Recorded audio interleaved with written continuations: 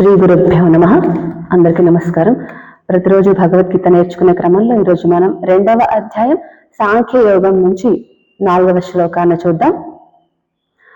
భగవానుని మాటలకు ప్రతిస్పందనగా అర్జునుడు ఏం మాట్లాడుతున్నాడో యుద్ధరంగంలో తెలుసుకున్నటువంటి క్రమంలో ఈరోజు అర్జునుని యొక్క ఉవాచ చూద్దాం.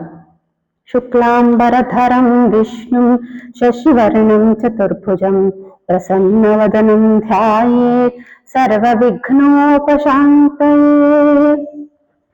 అర్జున ఉవాచ కథం భీష్మమహం సంఖ్యే ద్రోణం చ మధుసూదన ఇషుభిః ప్రతియోత్స్యామి పూజార్హా వరుసూదన.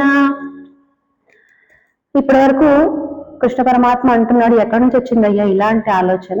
లేదు, చక్కగా యుద్ధానికి సిద్ధమైపో, ఆ ఆలోచనలన్నీ పక్కన పెట్టు, చాలా అవసరం లేని పనికిరాని ఆలోచనలు చేస్తున్నావు, యుద్ధానికి వచ్చి ఇలాంటి మాటలు మాట్లాడద్దు, నువ్వు చక్కగా లే, యుద్ధానికి రెడీ అయిపో అని చెప్పి కృష్ణ పరమాత్మ ప్రోత్సహిస్తూ మాట్లాడుతున్నాడు.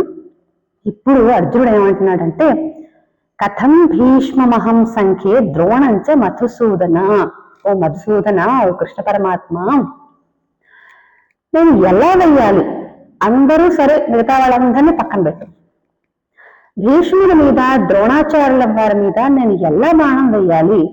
నన్ను తండ్రి లేని పిల్లలను ఎంతో పితృవాత్సల్యం, మా మీద తండ్రితో సమానమైనటువంటి వాత్సల్యాన్ని కురిపిస్తూ పితామహుడు మమ్మల్ని దగ్గర తీసి మమ్మల్ని ఎంతో వాత్సల్యంతో మాకు అన్ని విద్యలు వచ్చేలా చేసినటువంటి తాతగారి మీద నేను ఎలా బాణం వేయగలను? ఆయన బాణం వేస్తే నేను ప్రతి బాణంగా నమస్కార బాణాలు మాత్రమే వేయడం తెలుసు, కానీ యుద్ధ బాణాలను ప్రతి ఉత్సవాన్ని నేను ఎలా వేయగలను? భీష్మ పితామహుల వారి మీదకి నేను ఎలా బాణం వేయగలను కృష్ణ? అంతేకాదు, ద్రోణంచ, గురువులు అత్యంతమైనటువంటి, ఎంత గొప్పైనటువంటి గురువు ద్రోణాచార్యుడు అంటే మనకందరికీ తెలిసినటువంటి కథనే. ఒకానొక సందర్భంలో ద్రోణాచార్యుల వారు శిష్యులందరినీ ముందుగా గురుకులంలో ఎవరి యొక్క లక్ష్య స్థితి ఏ విధంగా ఉంది, సాధనా స్థితి ఎట్లా ఉంది, వీళ్ళకు ఎవరికి ఏ రకమైనటువంటి చదువు నేర్పించాలి అనేటువంటిది గురువులు ముందుగా తెలుసుకోవడానికి కూడా వాళ్ళకి పరీక్షలు పెడుతూ ఉంటారు. అలాంటి ఒక సందర్భంలో ఈ కథ కూడా అందరికీ తెలిసినటువంటి కథనే. ఒక చెట్టు పైన ఒక చిన్న పక్షిని కూర్చోబెట్టి, బొమ్మ పక్షిని కూర్చోబెట్టి ఏం కనిపిస్తుందని ప్రతి వాళ్ళని అడగటము, ప్రతి అందరికీ కూడా ఉన్నటువంటి శిష్యులందరికీ కూడా చెట్టు మీద ఆకులు, కొమ్మలు, రెమ్మలు ఇవి తప్ప ఎవరికి ఏమి గోచరం కాకపోవటం, మిగతా వాళ్ళకి కొద్దిగా గొప్ప పక్షి కనపడటము, ఇవన్నీ జరిగితే అర్జునుడికి మాత్రం చెట్టుపై ఉన్నటువంటి పక్షి యొక్క కన్ను మాత్రమే కనిపిస్తుందట.